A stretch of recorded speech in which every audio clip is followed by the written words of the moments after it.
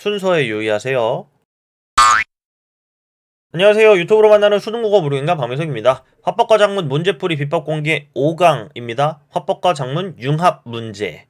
화법과 작문 융합 지문 세트가 있다는 건 들어보셨나요? 이전 기준으로는 4번부터 7번까지 4, 5, 6, 7 총 4문제, 그리고 예시문항 기준으로는 앞으로 바뀐 형식이죠. 38부터 41까지 또한 4문제. 이렇게 4문제 세트가 가는 화법, 나는 작문, 혹은 바뀔 수도 있고, 이렇게 두 가지가 묶여서 하나의 글로 제시되는 거예요. 물론 3개의 세트가 묶여있는 경우도 있었어요. 이런 경우에 화법과 작문 융합 문제는 몇 문제가 나올까요? 지금 기준으로는 딱 한 문제가 나옵니다. 융합 세트는 넣어놓고 융합으로 묶어놓은, 즉 둘 다 알아야 풀 수 있는 문제는 한 문제밖에 없는 거죠. 이 문제 어떻게 풀 것인가?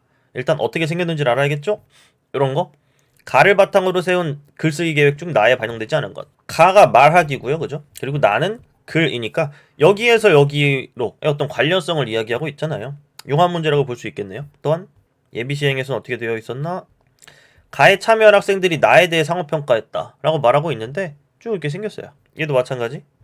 가와 나를 고려할 때 같이 엮여 있다는 거죠. 이런 문제를 풀 때 어떻게 할 것인가?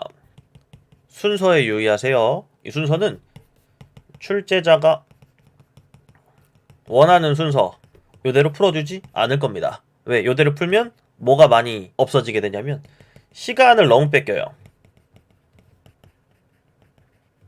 답 찾는데 도움도 안 되면서 거꾸로 풀 겁니다. 볼까요? 1번 선택지를 화법과 작문 영역으로 나눈다. 이게 뭔 소리람 싶잖아요.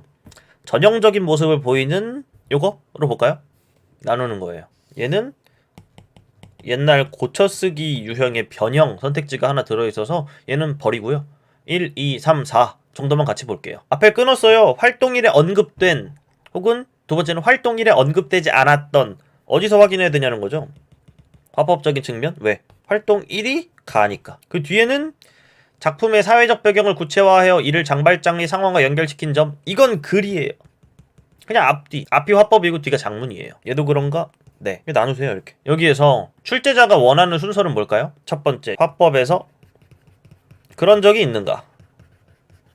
두 번째, 작문에서 그런 적이 있는가? 세 번째, 둘 사이에 관계가 적절한가? 이 순서대로 풀어주지 않을 거라고요. 우린 뭐부터 할 거냐면 거꾸로 작문부터 볼 겁니다. 작문과의 어떤 내용 일치를 본다고 생각하시면 딱 맞을 것 같아요. 나눴죠? 나눈 다음에 작문부터 확인한다. 즉 글과 관련된 내용만 확인하세요. 그냥 말은 없다고 생각하세요, 처음엔. 그리고 3번 필요한 경우 화법 부분에서 그 내용을 말한 적 있는지 없는지 확인한다. 하나의 선택지가 있습니다. 1번 있고 쭉 있으면 나눠요. 화법일 거고요. 작문일 거라고요. 그럼 얘부터 확인한다. 그 다음 얘를 필요한 경우에만 확인한다. 이 필요한 경우는 언젠데? 사설 문제지. 혹은 앞으로의 어떤 가능성적인 측면으로의 어떤 문제, 앞으로 출제될 문제. 무슨 뜻인지 알겠어요? 지금까지 기출된 문제들은 필요한 경우가 없었다는 거예요. 100% 작문 부분에서 틀렸습니다. 출제자는 뭘 의도한 걸까요? 화법을 다 확인하게 시켜. 그런 다음에 뒤에 가서야 작문 부분에서 답이 나오게 되는 그런 결말을 의도한 거죠. 결과적으로 화작에서 난이도 조절하는 방법은 시간을 뺏는 거거든요. 다 확인시키고 결과적으로 작문에서 확인이 되면 시간이 많이 걸리겠죠. 그걸 출제자가 의도하고 있는데 그대로 해줄 것인가? 이 작문 부분부터 보게 되면 분명히 시간을 줄일 수 있겠죠. 그리고 지금까지는 다 작문 부분이 틀렸다라는 걸 우리가 알고도 화법부터 본다는 건 정말 이상한 일 아닐까요? 얘부터 보고 넘어오세요. 구독, 좋아요. 얘는 왜 틀렸나? 현안에 대한 사회적 인식의 변화에 대해 설명한다. 이게 없어서. 즉 활동일에서 언급되지 않았던 전문가의 견해를 인용하여. 확인할 덩어리는 3가지였어요. 언급되지 않았는가? 두 번째, 전문가의 견해를 인용했는가? 얘는 작문. 그리고 현안에 대한 사회적 인식의 변화에 대해 설명했는가? 얘도 작문.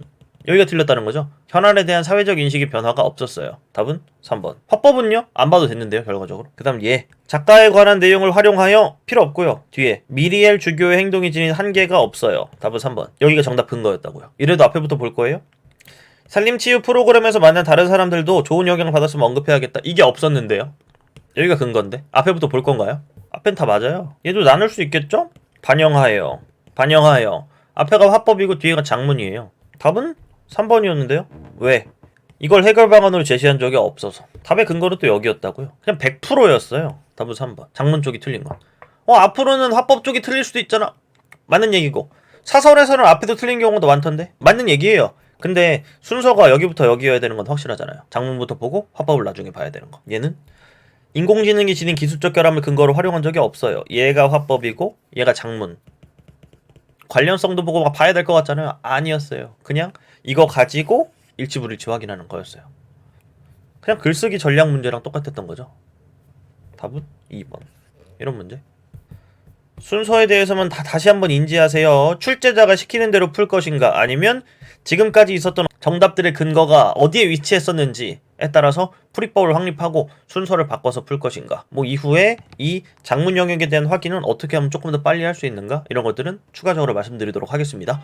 유형 5는 이렇게 간단하게 종료하고요. 여기까지 해볼게요. 안녕.